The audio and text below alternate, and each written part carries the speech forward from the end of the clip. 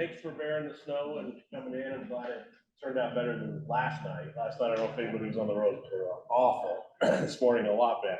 But this month, we're partnering up with Louisville. So I wanted to introduce the police chief for Louisville.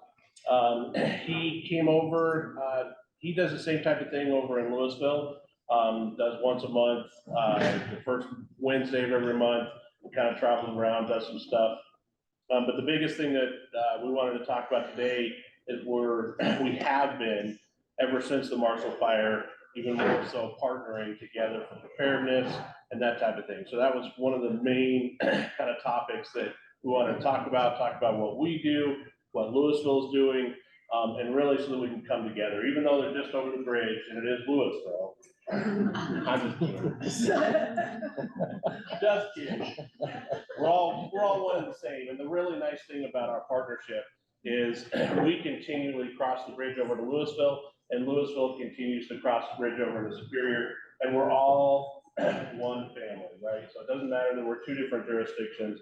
We work together phenomenally, and continue to work together, and which is great because instead of two people that are housed in Superior, that's all I have, plus all the other district cards throughout the county, I've got somebody that's really close that can help us out, or vice versa when they've got something that's going on. So, so I want to talk a little bit before I get into preparedness about what's going on in the community. I think one of the biggest things, and Chief, you can probably attest to this as well, is property crime is number one, but in property crime, vehicle thefts has really skyrocketed. It's skyrocketed across the state, and it has been even across the nation. It has been, and it's continually growing. We're seeing more stolen, recovered cars in Superior than we ever have. Vehicles that are getting stolen, vehicles that we're recovering that are doing other crimes and catch them in the act, that are driving through town, that type of thing. So what's one thing that I always preach, and some of you guys are new, what should you do with your car? Where should it be? In the garage, right? Clear the junk out of your garage, put your car in the garage where it belongs, and then it really becomes less susceptible. The other thing that we ran into a week ago with the last snowstorm is somebody went into the bank to do a quick transaction, came out, and his vehicle was gone. It was gone because he left it running. Prime target of opportunity, right? And that's what we get. We don't have a lot of criminals that live around the area. We have a big opportunity, crime of opportunity in this area, right? We have a very nice community, a very clean community, and we have easy access to the highway for people just to come in, do their crime, and leave. I think the other thing that factors into that too is all the new construction, right? We've got all kinds of building materials. We have construction workers from all over the place coming in, and not to say construction workers are thieves, but there are some, and now you're bringing that set of people coming into the community that typically isn't here, and they're looking, they're watching, they're saying, this would be a good place, to steal something. I can see they don't, lock their tools up or whatever it is. So really, property crime is the number one. The other one that I wanted to talk about briefly was the cyber type crimes. So getting emails, getting spam stuff. We just had an unfortunate incident where somebody that was retired, they thought that, it was the Microsoft scam. I don't know if everybody's heard about that. The Microsoft says, hey, you've been compromised. Went in, got access to his computer, got access to his accounts, and this retired person lost almost $1 million. It all went into a crypto account, so cryptocurrency. So then once it's there, it's virtually impossible to get that back. And so we get spammed emails constantly. All businesses are getting spammed emails. We're getting the ransom emails, where they'll actually take over your server, they'll hack in and do that type of thing. So I think the biggest thing that I wanted to share with the group is make sure that you're really diligent. If you're getting an email from somebody that you don't know, don't click on a link, don't click on an image. Even looking at I don't know if anybody knows or is techie, but what a TIFF image is. So it's .tiff. That is basically, it looks like a picture, but it can contain spam on the backside and can hack into your computer just by clicking on the link. So you can open the email, right? You can say, well, who is this from? Look at the body of it, and then, but don't click on any links. If you're trying to get a hold of a company because you think something's right, PayPal, Amazon, all those things, hey, you got an Amazon package that wasn't delivered, click this link. Don't do that. Go through the website that you know, don't follow their link. The other key thing that you can do is start looking at some of the language that's in there. Because typically you won't see proper English. And so you can really identify this sentence is not grammatically correct. This is probably not from the right company. So that's something that, those are some of the top two things that we're really seeing. The other one I've gotten just randomly recently is like a text from the it says it's from the post office, but it's really not. And I'm like, I don't have anything from the post office. I mean, I was clicking on anything, but like those, I've seen those recently, like fake post office says like your package, you know, something. Yeah, and what I always recommend with those for iPhone users, report those as junk, because that goes back to Apple and they start blocking stuff on the backside. So report them as junk, block them, you know, you get those insistent phone calls from people, block the number. And that's the advantage of cell phones, right? It was very difficult with a landline. You know, you had to call and get set up on a no soliciting list and all that stuff. We've all done that, I'm sure, on our cell phones, but it doesn't work because there's no teeth behind that program. And so really blocking numbers is such a phenomenal tool now that I don't want to talk to you, even if you've got somebody harassing you, right? And an old acquaintance that you're like, I'm just done with you, right? You know, you send me harassing text at 2 o'clock in the morning, whatever it is. Now you have the ability to just block them, done, and they can't get a hold of you. Thanks for sharing that. Yeah. I have, my insurance agent actually, who's pretty tech savvy, got an email from his ex-partner. It actually was the partner's email. And it talked about, you know, wanting him to do a favor for him that involves some money. And he actually kept replying to him, would get return emails through AI. AI scanned emails between the two of them, picked up things that was familiar, that they had talked about before. It was all AI generated. Yeah. AI is a scary world. So whenever, even if you recognize the email, just call the person. Yeah. Just get on the phone and say, is this really you before you do anything? You mentioned Microsoft. I've had dozens of email from Microsoft. And I finally, you know, I started looking legitimate. So I called my email provider, which is GoDaddy. And I told them about this. And I said, well, that doesn't sound right. The key, which I didn't pick up on initially, is look at how they spell Microsoft. It's Microsoft. And right away, as soon as you see that, it's an illegitimate email. Yep. So there's a lot of stuff like that. I probably have 200 to 300 fraudulent emails over the last 6 months. So. Okay.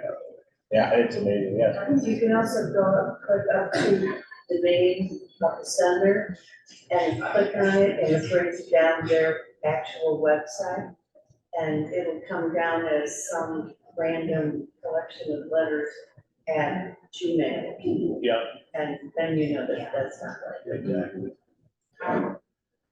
So I want to move into preparedness and what we're doing to prepare for some type of event. And it doesn't have to be a Marshall Fire event, right? It can be something smaller than that. It can be something as small as we've got an armed person in your neighborhood to, you know, a big fire or a flood or a tornado. I mean, a tornado hit Louisville in the 90s, I think was the last one. That was probably the closest one. I remember the one, that was the same year it hit it based on reservoir, which is very odd for us to have it. But those are some of the things that we need to be prepared of what we're going to do in case of an emergency. So the number one is, of course, Everbridge, signing up for all the different tools so that we can make sure that we're notified. There's such great technology coming out the pipe where we can identify cell phones that are hitting a certain tower, and alerts will go out to those specific people. So make sure you're signed up for all the alerts that you can. because, and the information that comes in those alerts are what's critical, right? It's a lot different, like if you hear a siren going off, right? What's the first thought?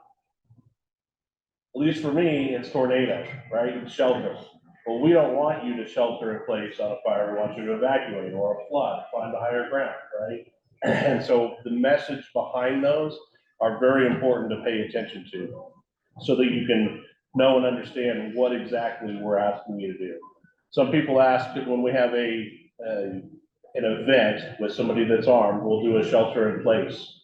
And people, well, what does that mean? What does shelter in place mean? And what that means is we don't want you out in the neighborhoods. If you can avoid going out, stay in your home, make sure your doors are locked, and then we'll let you know when that threat has gone away. So shelter in place versus an evacuation. It's not that you're hiding down in your basement, right? You can go on your day in your home. Just don't try not to go outside because that person is out and about. Preparedness, we've talked about in the past, but I'll bring it up again, is being prepared for having to leave your house. You know, a tornado, okay, that's fine, we go into the basement. But when you have to leave your house and evacuate, everybody should have a go bag, something that contains the stuff that you need, right? So important documents that aren't digitized, that aren't up on the cloud, you know, the true necessities, right? You shouldn't have 3 suitcases to grab to run out of the house, right? It should be one bag that you can grab that's ready to go in case of an emergency.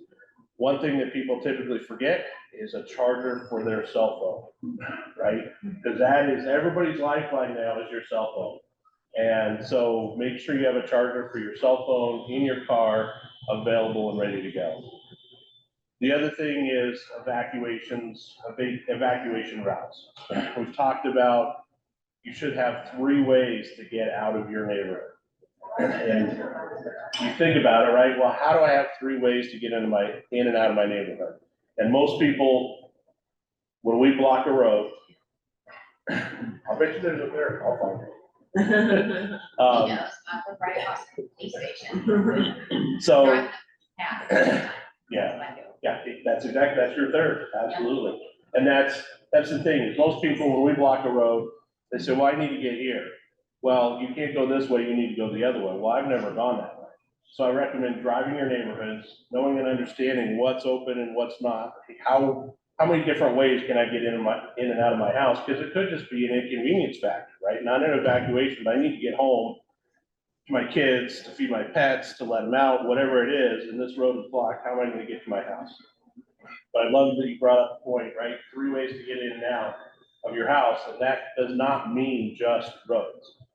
During the Marshall Fire event, would you guys have written a ticket for somebody who drove on the sidewalk to evacuate? No, Absolutely not.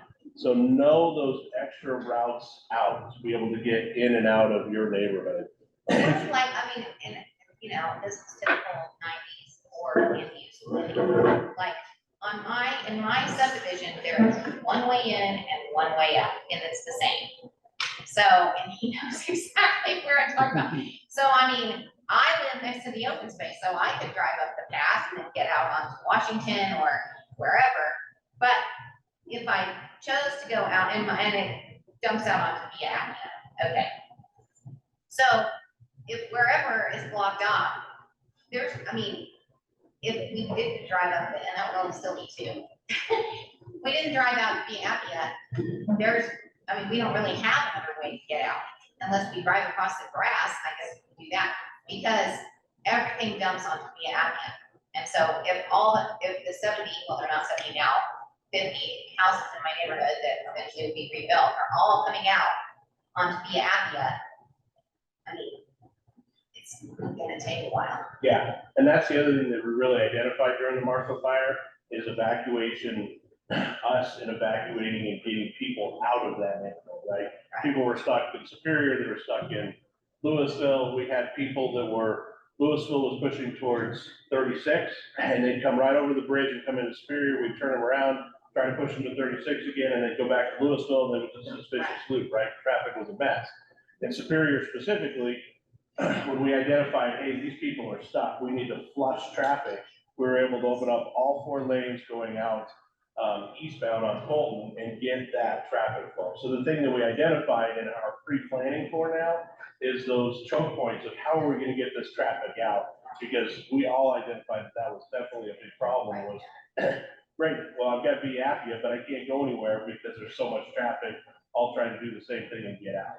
And so we've taken a lot of steps to project that and have that on our forecast of how we're gonna do this to get people out. Right, no, yeah, I know that, that's correct. I'm just saying, that I don't think every neighborhood would have a green, because I can't think of a third one in mind, unless I mean, I could go over the grass, and come down the Avenue, or I could go the path, or I could go out of my neighborhood, but there's no other accessible road. Yeah, but Like, is what I'm saying, if I'm in a car. 100%, but now you've thought about it, right? Yeah. Before you had one way in, one way out. Right. Now you've thought about, hey, I can drive over the grass, that's perfect. Okay, Whatever you have to do to get to safety, that's the goal. okay.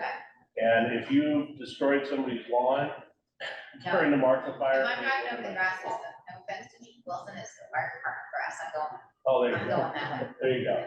Perfect. Yeah. So I want the chief to talk as well, so I'm gonna let him talk about some of his stuff, and then we'll kind of join back together and we'll start taking questions and all that. All right, yeah, I appreciate the invitation. Thank you all for coming out today. You know, the snow kind of can scare us away sometimes, but it wasn't terrible, so thank you for taking the time out. My name is Gutierrez. I'm the police chief at Louisville. I've been with Louisville for about 9 months. Prior to that, I was the deputy chief in Greeley. I was with the Greeley Police Department for 24 years. And so the transition to Louisville has been great. It's a great community. The area is amazing. Really engaged residents, and I really appreciate that.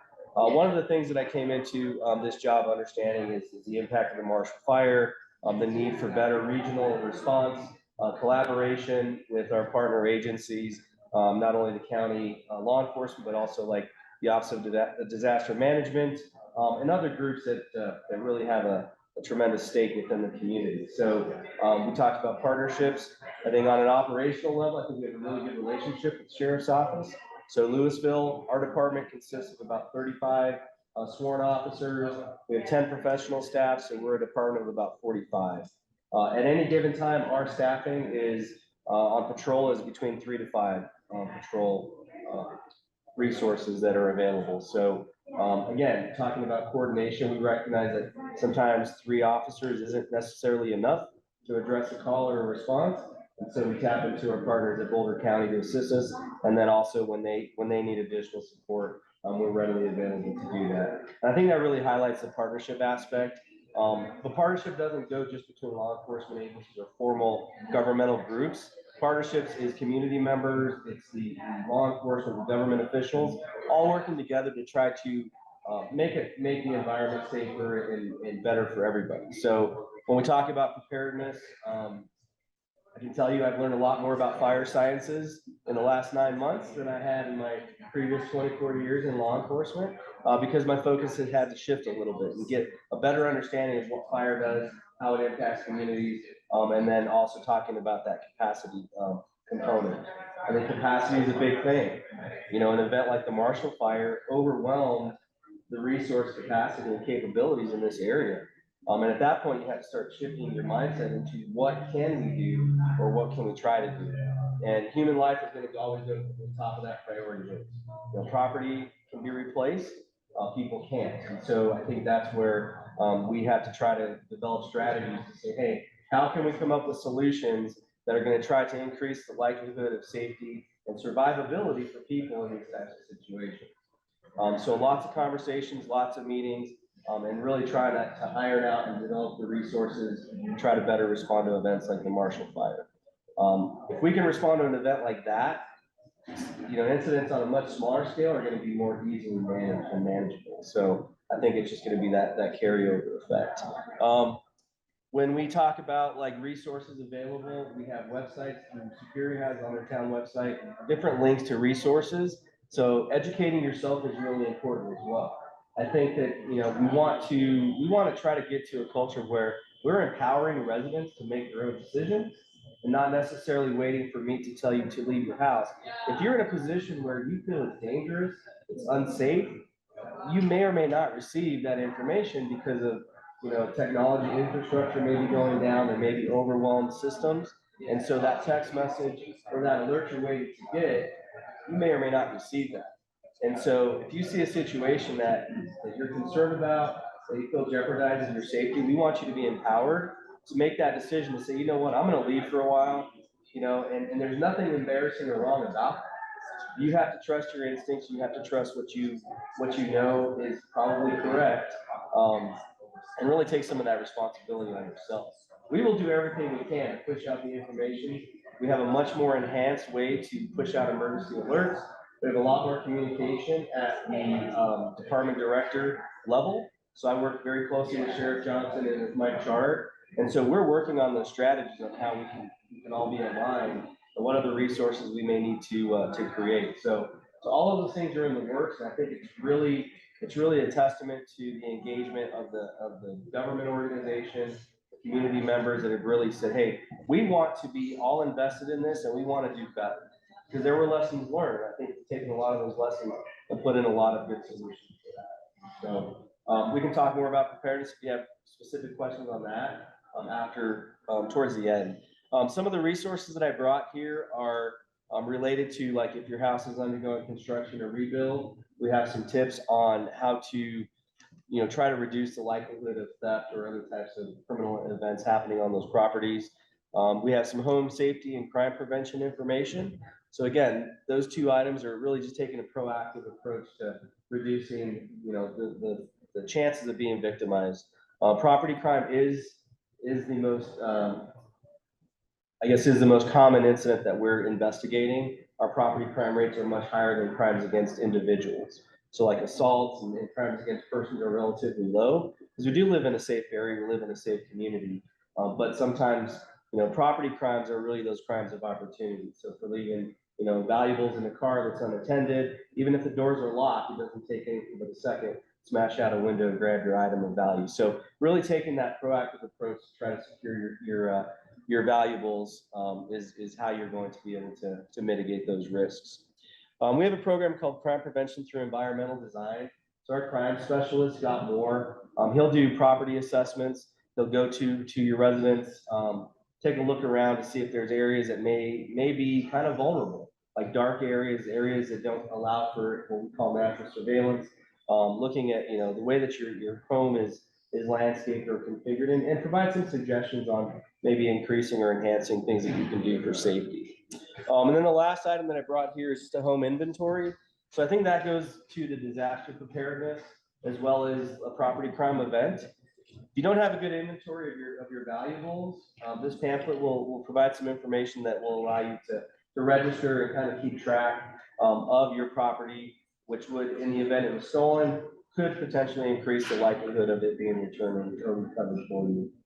It's a app-based system, so it doesn't matter what jurisdiction you live in. It's a service that's available for you, and it's a good way to have that inventory done. So, I'm sure if you were impacted by the fire event, that was probably a huge part of what did we lose, and try to figure out what you had.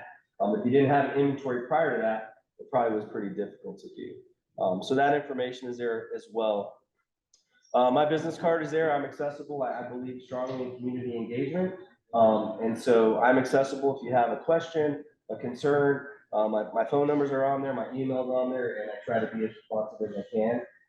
You will receive a response from me if you send me an email or if you give me a call. So that's kind of it in a nutshell. And yeah, I'll turn it back over to Sergeant Salaman. I do appreciate the invitation. It's really good to have a conversation with you all, and yeah, open to more questions towards the end. Yeah, something that, empowering people, that's what we've talked about in here, but really it's that if you see something, say something, right? So it's not just empowering you to say, I don't feel safe here, I need to leave, right? But I see something that is not right. Don't be afraid to call and alert us of that. Because we would much rather take time to go out and find that it's nothing than not get that phone call and now somebody else is a victim of a property crime or even a violent crime. So please, if you see something, say something, and empowering you guys. He's got 3, I've got 2. That's not a lot of officers that are out on the road. And so if you guys see something, you can alert us. You can be the best witnesses in the world, which will then help us in the backside. So don't be afraid. A lot of people are like, oh, I'm not gonna call. I'll post it on Facebook, right? I try and monitor Facebook as much as I can. But I see these crimes, oh, I saw this person and, they smashed out this window or they were creeping around the backyard or whatever it was. Say something, not social media, alert us to it so that we can come out and take immediate action and hopefully prevent something or catch a criminal. So, yes. Is that a 911 call or is it like there's a non-emergency? Yeah, there's a non-emergency number, which is So is that the better one to call? it then? is. So if you're in a different, like, I was driving on Indiana, going to, and, where the truck had gone off and there was looked like just a regular person trying to direct traffic. So if you're not in, here, what number do you call to like say, hey, there's an incident? Right, when you don't know where you're at jurisdiction-wise, then you need to get a hold of police 911 as well. And they will transfer you around. If you called our non-emergency number and said, hey, this is where I'm at, they will automatically transfer you to the correct agency of where it would go. So you can still use that non-emergency number if you have that memorized or programmed in your phone. And then they'll just transfer you over to the next jurisdiction of where it goes. There's sometimes where you're driving and you're following somebody that's maybe driving erratically and you're going down 36. Well, you're switching jurisdiction about every 2 minutes, right? Okay, it's Denver, now it's Adams County, now it's Westminster, now it's Broomfield, now it's Boulder County, right? You can get transferred from one to the next, but it does work. We're all kind of integrated in that way.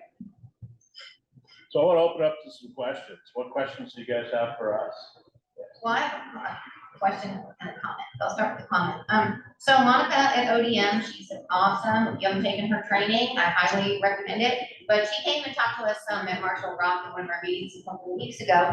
And one of the things that she said that I was still found concerning is prior to the fire, only 40% of Boulder County residents were signed up for Everbridge for the alert system, and that has not changed 2 years post-fire.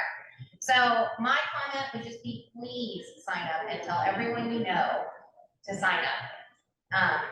And I don't have a great solution of how to get people to sign up, and I don't know if you guys do, but I'm just throwing that out there that the needle is not really moving. So as part of your preparedness or, talking to your neighbors about how to be prepared is please tell them to sign up. It's bocoalert.org. Very simple. I think that's the advantage when you use technology, that just like these meetings, right? We'd love these to be hundreds of residents. Right. And we can't force people to come to these meetings. You can't Right. force somebody to No, I sign know. up. I'm aware of that. But what we can do is utilize technology and be able to, okay, we sent it out to the people that signed up. Now let's take it to the next step. And anybody that's in this area with a cell phone, now let's hit them, right? And Right. be able to use that to try and protect as many people. Right, and we talked to Monica about putting stuff maybe like at the rec center or the library, that's used by both communities, like for, people who may not have tech savvy or whatever, or, have people potentially use their computers at Marshall Rock to sign up or whatever. And then my second one is more of a question, which is preparedness, but in a different way. So given I hate to bring this up, but it's on my mind. Given the recent mass shootings, including the one that happened yesterday in Colorado Springs, how do we prepare as much as we can for something like that? And what are you guys doing? I hate to say it, I know someone who died at the King Super shooting too. So inevitably, I hate to say it, but probably there's gonna be one somewhere near here someday. So, yeah, So for law enforcement side, we do active shooter training all the time, right? How do we handle this? What do we do? Our philosophies have changed throughout the years versus what it is now, right? Before we'd have wait for a couple people to get there and then go in. Right. Now it's first on scene, we're going in, we're taking care of it. So, training on our side has really increased for that active shooter stuff. For citizens of what can you do to prepare for an active shooter is really be aware of your surroundings. That's probably the number one thing. You're going to an event, say at the Blue Sports Stable, or at the rec center, or here. How many different exits are there? You know every way to go that I can get out. And that is the most important thing. That's what you can do to prepare. It sucks to have to go into the Blue Sports Stable, that you're gonna go watch a hockey match, or you're gonna watch an MMA fight, or whatever it is, and that you have to now, this day and age, take the time and go, okay, if something happens, how am I gonna get out of here, right? That's probably one of the best things that you can do, because people will all scramble toward one exit. You know that there's one 5 feet over here, and I don't care if the fire alarm goes off, if it's a fire door, whatever it is. So that's what you guys can do to really prepare for something like that. Do you have anything to add to that? The only thing I'll add is like organizationally, if we have like, we have Avista, we have Centennial Peace, we have Monarch. So we're working with those various organizations to try and make sure that their policies, their practices are up to date, that they're aware that this is even an event or a potential event. And so we're working with them to provide training. We do have like a hospital group where it's public safety, hospital staff, executive directors, like at Good Sam, at Avista, at Centennial Peaks. We're meeting with them, and we are either helping to coordinate their training or at least making sure we're reviewing those plans. So I think when we're looking at organizations, it's a little bit easier. But when you push it to the individual citizen, then it becomes a little bit more difficult to push out that message. But I think if you look at, fire preparedness, evacuation, things like that, they all have really similar elements. Like if we're talking about like, okay, in my house, if there's a fire coming, I need to know 3 ways to get out of my neighborhood. It's no different than my place of business, or like in this event today. If something were to happen, do we know how we can get out of here 3 different ways? The other part is going to awareness. Like being aware of our surroundings is highly crucial to personal safety. If you're oblivious to what's going on around you, you are kind of increasing the likelihood of potentially being victimized. So, if you have AirPods in and you've got your face down on a tablet or something, you're not aware of what's going on. And let's say my backpack is sitting there, somebody could walk by, take it, and I may not even realize that. So it's just being aware of your surroundings, having that kind of personal safety acknowledgement, like, okay, I'm not going to be hyper vigilant with stuff, but I'm just going to be aware. I'm going to have that reasonable level of awareness. So I'm aware of who's around me, what's going on. I'm not oblivious to my surroundings. Those are all very, very similar types of measures that you can take. And they really do apply across a pretty wide spectrum of public safety topics. If we want to do kind of an email blast to our friends, as far as, are you signed up for alerts? Is it pretty much just Everbridge? What are the places we should put in our email to say, please, if you haven't signed up, go on these sites and sign up? Everbridge is really your number one, Just because that really spreads throughout the other networks. Once we've got that information, then we've got it, and we can utilize it. just the one. Is there something on the internet that shows what you should put in your to-go bag list? Allison, do you know that? I'm sorry, what was that? The question is there something on the internet of what should be in your go bag, Sure, yeah, if you go to superiorcolorado.gov/ready, it's our disaster preparedness and recovery department. And there's tons of information there. One of the biggest things that ODM is recommending is really just a grab list now. The go bags are kind of starting to be a little obsolete because some of the materials can expire, or like maybe a battery doesn't charge, that's left in a go bag. So what people are doing is creating a grab list, because if you have children, pets, depending on who your family is in your household, you may need some different items. And that grab list can be put into a cabinet in your kitchen, for example. When you think of something, you can kind of write it down. There's like a basic grab list, and then you can tweak it a little bit to specialize it. And sometimes that, they're feeling now that is the best way to be prepared.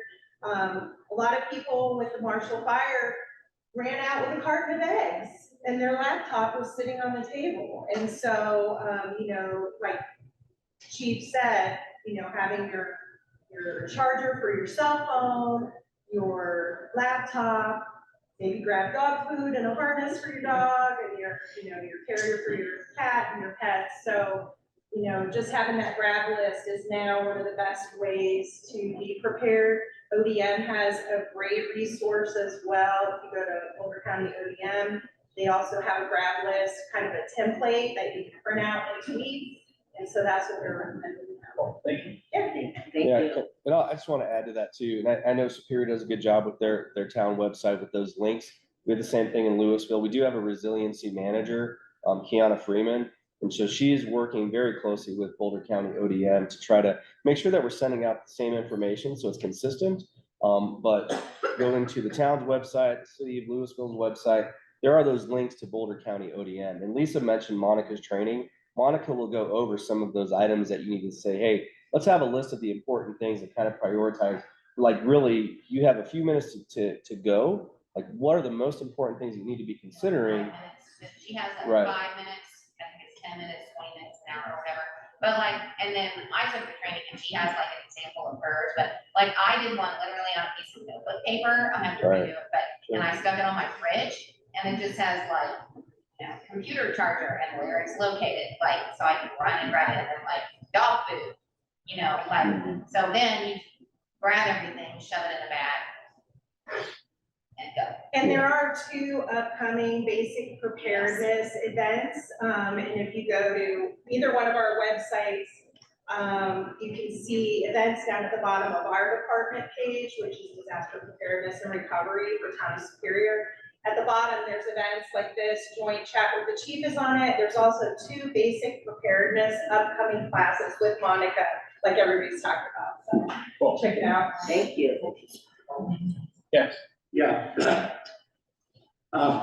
After some of these shooting events, like what happened in Kansas City, we all get up in arms and we want to do something about, let's get rid of the guns, et cetera, et cetera. Without getting into the politics of it, because frankly, I don't see anything being done across this country in terms of what I consider to be the major problem, and that is the illegal guns. The guns that can be made off the internet, if you will, 3D printed, by the criminals. We seem to be more focused on the people that are law-abiding citizens that have a gun, and we're going to control it that way. That's not going to control anything. We need to get rid of the guns from the criminals. So from your perspective, what do you see or what can be done? Because if nothing's going to be done, all of these mass shootings just going to continue. Nothing will happen. Nothing from our federal government's going to happen. I don't know about our state. Any thoughts? I think from our level is people that own guns, they need to be responsible gun owners. I don't know how many reports we've taken of either car break-ins or house break-ins or stolen cars, and they left their gun in the car. So as citizens, what we can do on our level is really to take that action of be responsible gun owners. Don't leave it in your car. Have it locked in a safe when it's home. All those different things. That's what we can do, because a lot of those illegal guns are not necessarily just made, right? Or they're buying pieces and parts and they're putting together a gun because they can't legally buy one. They can buy all the pieces they want off of the internet and put together a gun. And so there's loopholes that you and I can't control, right? That's way above what we can control, but we can control what happens with our own firearms and what we're doing. And a lot of those illegal guns are stolen from somebody else. And then they trade it for some drugs to this guy, and then he trades it and uses it for another crime and then trades it for something else, for maybe a car. Here, I'll give you this AR-15. Let me have your Toyota that you stole 2 weeks ago, that type of thing. So be responsible gun owners. I think is the number one thing you can do. Anything to add to that? No, not really. I think that actually is something you could do on an actionable level. That really is. I mean, we are seeing a lot of the guns that end up in the hands of criminals have been stolen and acquired through other means. So if we can kind of nip that part in the front end, then maybe that's a step toward, reducing the likelihood of these happening. So what's your thoughts on this recent case where the son, I guess, was convicted or something of shooting some, but the mother was convicted of supporting, aiding and abetting, if you will. Is that a course of action that we should really push and focus also on the adults, the parents? For example, at least in the paper this morning, there was 2 17-year-olds that were involved in that shooting in Kansas City. Now, I'm assuming they were still living at home.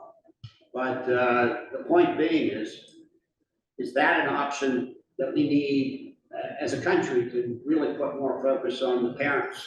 We have that here already in Colorado. We've got laws in the books that in certain circumstances, the parent can be held liable for not securing their weapon. So we've got that here in Colorado. Other states I can't speak of if they have taken the actions to do that, because it's a valid point that if you're an irresponsible gun owner and you left it in your car or you leave it unlocked in your house and your 15-year-old grabs it and accidentally shoots his friend because they were playing around with it, you should be held liable for that, in my opinion. There's some circumstances where that doesn't apply. It's a case-by-case basis, but at least we have the laws on the books that we can actually do something about. Yes. Look at going back to kind of active shooter response, is the current guideline right now really to try and escape the scenario as opposed to, cover and barricade yourself to protect? And then also, have you guys considered offering any sort of training for citizens as far as what the proper response should be to protect ourselves if we're confronted with the situation? Yeah, so to address your first question, is really the exit's your best way. Once you go through some training, you can understand what's the difference between cover and concealment, right, to help protect yourself. But some people think that a car door is cover. That is not cover, that's concealment. A bullet can go straight through your car door and still hit you, right? So you have to know and understand some of that. And unless you can kind of see some of that on the backside from training, it's difficult to now say, okay, well, I want you to go hide in cover. Well, what is cover? Is it behind the drywall? It doesn't do any good, right? And so exit really is the best path for that. And the way to train, we don't have anything citizen-wise for active shooter, but we do provide, just like Louisville does, we go around to businesses and we do what's called ALICE training, which is an active shooter training for businesses of how to protect yourself. What do you do as a business owner? We've done that with Sports Stable, we've done it with other places around, of how do you protect yourself as a business so that you can help protect the people that are inside your business. Yes. Are they still recommending the run, hide, fight methodologies? Yeah.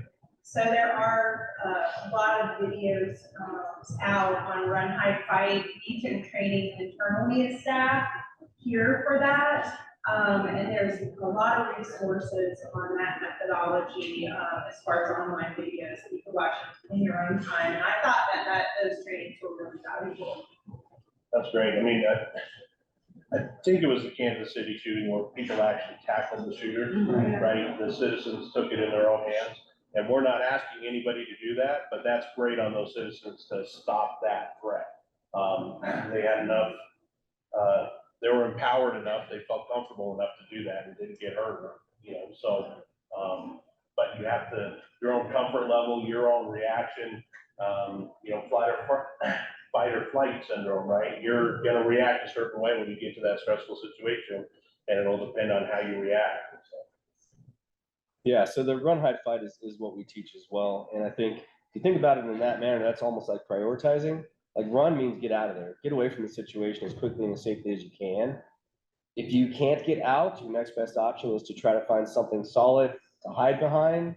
And your last resort really is, we're not advocating for you. Again, we don't want you to go out actively to confront that threat. But if you have to, if you're in a position where you have no other options, you need to fight for your life.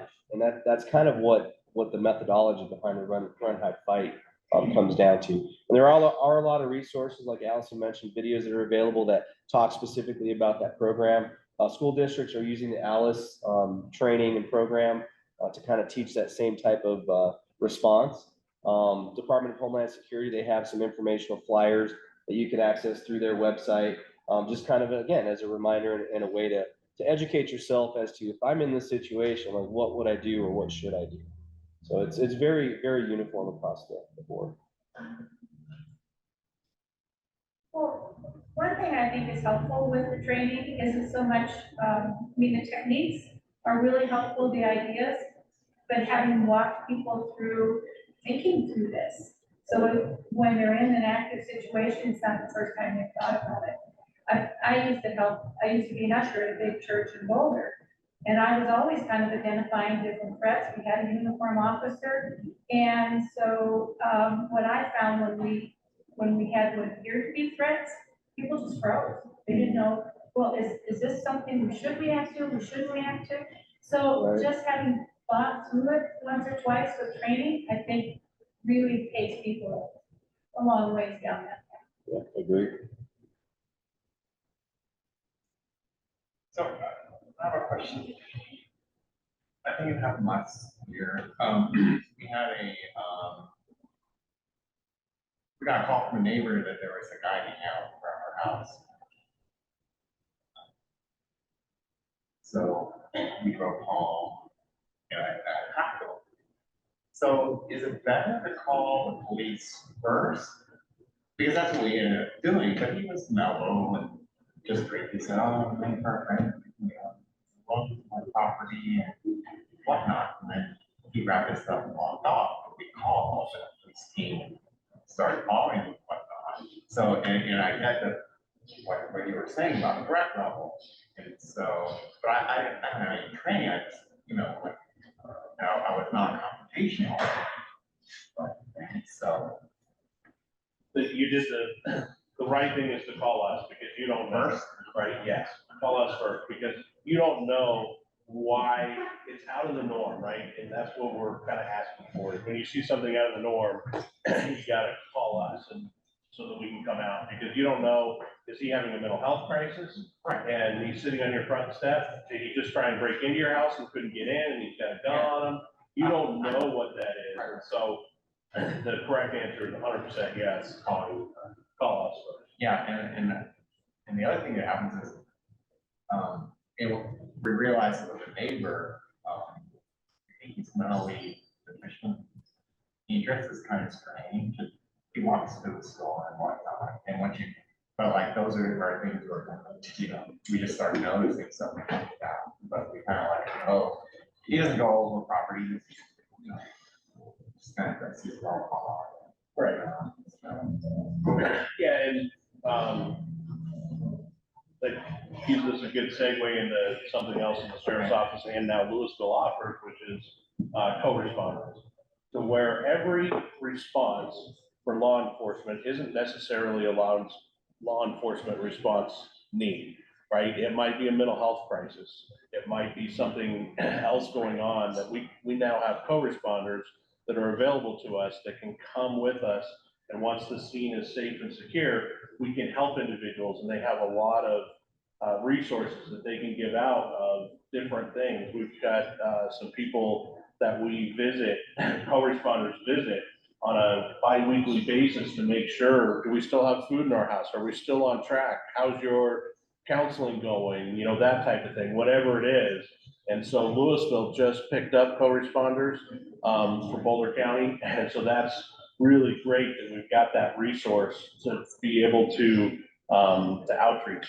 The one personal note I will say, I was on the interview board for the co-responders, because we also need to replace one in Superior, and we have some very high quality candidates. So whoever we pick, whoever takes the job, you guys will be in good hands.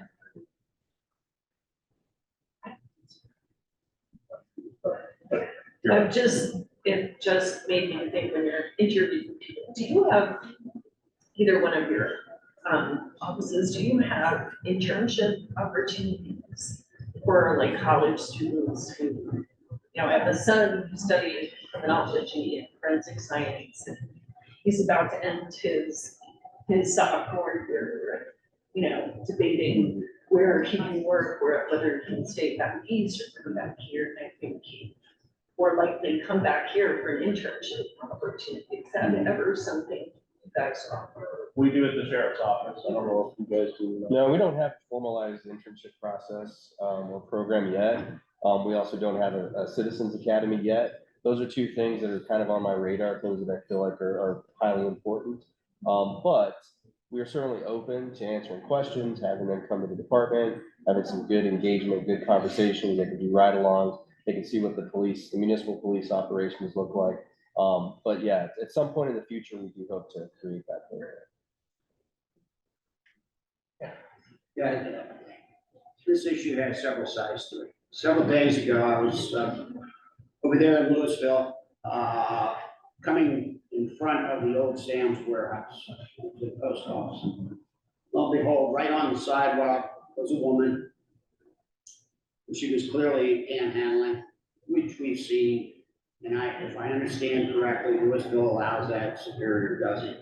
But what really upset me more than anything, she had this sign that says, "I need money, I have 3 children." And one of those children was right there, couldn't have been more than 2 or 3 years old, you know, because of the standing type of thing. So, okay, given that, that leads to the next thing because it's tangential to it. And that's everything that's happening in the big cities today with regard to illegal immigration. And that are coming into, we'll say, Denver. And all of these big cities cannot absorb everything that's happening. And all the mayors are complaining about it, no one talking. So that leads to the fact that since we're never going to solve this problem, at least in the near future, that's going to spill out to our communities here. So that's why I say, you know, what are we going to do? And then it leads to the other thing, which you all saw, about those 2 policemen in New York City getting, you know, assaulted by illegal immigrants. So all of that is happening. And so my question overall is, how are our communities going to deal with this, whatever you want to call it, threat to our community that's happening and will continue to happen as long as we're not going to do anything about it on the borders? Yeah, so first of all, it's against municipal code to ask for money on a median. And so we recognize that's occurring. So we're working with Public Works to get signage. So it's not illegal for someone to ask for money in general. It's just where they're doing it. So panhandling on a median, it's against our code. It's against most cities' codes. But we're working on some signage for that. I think secondary to that point is, yeah, the immigration issue concern. That's a national concern. And I think, you know, at the local level, we are starting to develop strategies like, what do we do if we have an influx of people coming into our communities? How are we supporting them? And I think it comes down to like what resources a community can provide. I don't know that Superior or Louisville have the resources that are available. So, you know, but it's not to say that they wouldn't go to Boulder, which then leads into spillover into the area here. And I think you have to take, you know, a realistic and human-centered approach. Like, these are humans, these are individuals. How do we manage that, and what is the impact going to be? So those conversations have already started. I know at my level with various people within the city organization, like if we do have an influx of people coming in, what resources are here? Who would we have to work with to try to manage that? I mean, we have several hotels, you know, but there's not a lot more than like the housing component. And so that's something that we have to work through. I don't know that there's a clear-cut answer. I don't think it's, you know, at the local level, we're going to solve that problem necessarily, but I think we have to develop strategies on how we're going to manage it and mitigate it. Well, I absolutely agree that the pressure, the problem is being pushed down onto Correct. our communities because at the federal government level, they're not doing anything. Right, right. And without doing anything, the problem is going to continue to explode across this whole country. Sure. So, and that means you guys are going to be on the front lines I agree, yeah. No, I agree, and I think we have recognized that, and those conversations are already starting, because, you know, it was Denver, now it's the Springs, and I mean, it's gonna be a matter of time before it impacts Boulder City and then the surrounding areas, so, yeah, very important discussion and conversation. So we'll stick around for a little bit, but before we depart, we're gonna do something a little bit different now, because we really cherish the relationship with the chamber. And so what we're doing at the end of each chat with the chief is bringing in one of the businesses to talk a little bit, you know, just a couple minutes about their business, about what they do, which I think is really good, because that also helps us know and understand that there's a lot of businesses we don't go to or don't think about than the resources. And we love to keep it within the community, right? I'd much rather go to Superior to buy my lunch than go to Broomfield and buy my lunch. I'll go to Louisville because they have a lot of restaurants, but really how to bring those communities in. So you want to introduce? Yeah, so today we're featuring AJ Best. He's with Glyphon. He's a graphic and website designer, and he's going to talk just about 5 minutes. He's going to tell you a little bit about his business, answer a few questions, and once again, this is a great way for you to find out about these businesses. Perhaps you might be able to use them someday, or know someone that is interested in using them. Once again, by all means, if any of you are interested in joining the chamber and would like to be one of our featured speakers as well, please reach out to myself or any of our staff members. We're more than happy to tell you about the chamber, how this all works, and get you on board. So welcome, AJ, and take off. All right. Hi, everyone. AJ Best. So Glyphon Digital Media is is my company. So we are a website design and development business, and help small businesses with digital marketing. So that'll be, you know, we really specialize working with small businesses, whether that's restaurants or you know, service providers.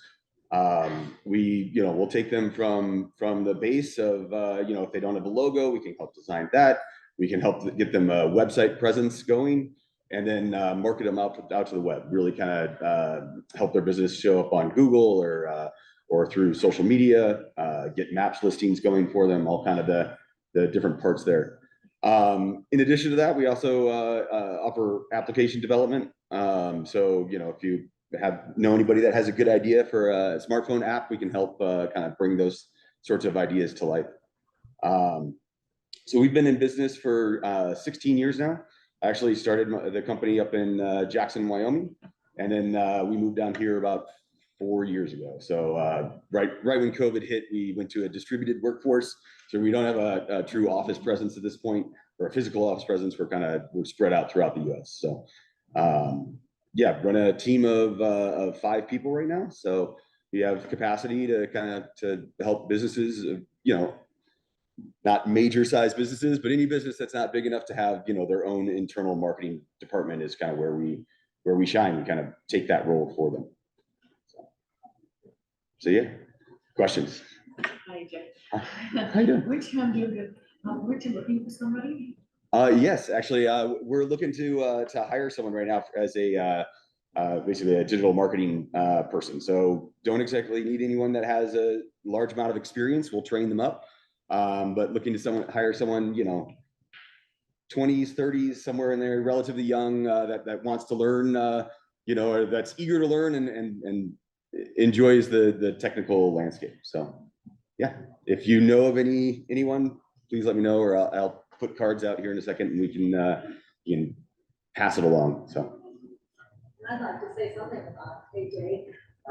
So AJ is in our Wednesday lead through that we have on Wednesdays, and my husband and I have our own company, and I said to my husband one day, I said, you really need to meet this guy that's in our lead through. I says, he's a web designer, he could help us, you know, design our web. My husband said, I've met so many web designers, why would I want to meet one more? I said, well, you need to meet this guy, because he's really good. So anyway, talked to him in the meeting with AJ, and he comes home, walks in the door, and he goes, oh my God, this guy's brilliant. And so, in fact, I have a referral for you. He just said it the other day, he met somebody. So, you know, he's really good with what he does. So Yeah, again, I've been doing this for, I started the company 16 years ago, so I've kind of seen the evolutions of the web. I know kind of the old, the middle, and the brand new. So, and the really, really brand new, I haven't figured out how to make AI do my job yet, but I'm working on that. So. Cool, thank you.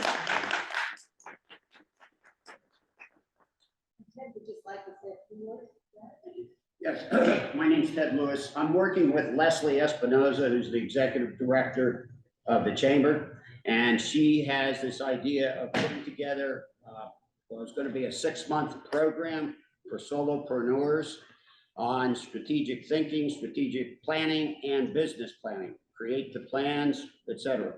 We're going to start it out with a pilot test on April 4th for about 2 hours. I think it's going to be a freebie, and to just get the interest, to see how many people would be, whether they're solopreneurs, entrepreneurs, whatever it is, so we can support the chamber, but support the community and the small businesses in the community. So just to let you know. Again, thanks for coming today. We'll hang around, so if you guys have any specific questions, we're here to answer and spread the word. We'll definitely continue doing this on every single third Saturday. So I just want to give a shout out to our force here. It prompted us to get a digital entry into our house from our garage, because the question was posed, how many of you actually lock the door between your garage door comes down and you think you're all situated and everything's cool, and you walk in through your door into your home? How many of us lock that door? We were not amongst that group. So what we decided to do was to get a digital thing that we can control with our phones. So that's really great. So you don't have to unload your groceries and look for keys or anything. You can either punch it in on the lock or do it with your phone. So thank you for that. And locking that at night, I know, who's coming and going. I can see on my phone, or it also, pings on my watch, which is kind of a good thing. Yeah. Or you can look and say, oh, did I lock it tonight? And if you didn't, you don't have to get up out of bed and go all the way downstairs, turn the actual toggle. Because there's a toggle inside that you can turn to, because the digital is only on the outside. But that's a great thing to have, and I really appreciate it. So I want to give you a shout out for that. And just psychologically makes me feel safer when I'm alone in the house. It's great. I love it. I love it when people take action and it makes somebody potentially less of a victim. Yeah, it's a good. It's awesome. Thank you. I was just gonna say really quick, while we're talking about apps, there's a local guy who developed an app called Pet and Rescue. So if you have pets, you can get that app, download it, and you can like assign your neighbors and stuff, like to get access to your house and stuff, and let them know they can get the app too. Or if there was another marginal fire or some other disaster and you're not home, then they can get your pets, and it was developed by somebody local. I think it's now out, it's called Pet and Rescue, or Pet Rescue, I have it. Anyway, if you have pets or your neighbors have pets, it's another good thing to have. I can tell you it's called. I just have heard a couple of people making comments about the number of young people on e-bikes and scooters and things, and driving them, and they're not aware as much as an adult who's gone through a driver training class on what the rules of the road are or how safe they could or should be. The other issue also is street racing that's starting to happen evidently. I mean, I've heard a lot on 36, and it goes, like you said, from jurisdiction to jurisdiction and not, but even in Louisville, we have a couple of streets where racing is happening. So what can we do, or what can you do? Take care of that? Yeah, street racing, when you talk about street racing, there's kind of two aspects of it. There's the big groups, right, that are traveling from place to place. They have their own rules and regulations inside those groups, and they will kick people out if they violate those rules and regulations. which is kind of interesting. It's its own culture. An example of that is, we would hang out at Whole Foods parking lot. So they would come there and tell Whole Foods said, no parking after hours, which was a huge help in working with the business to keep them at a Superior.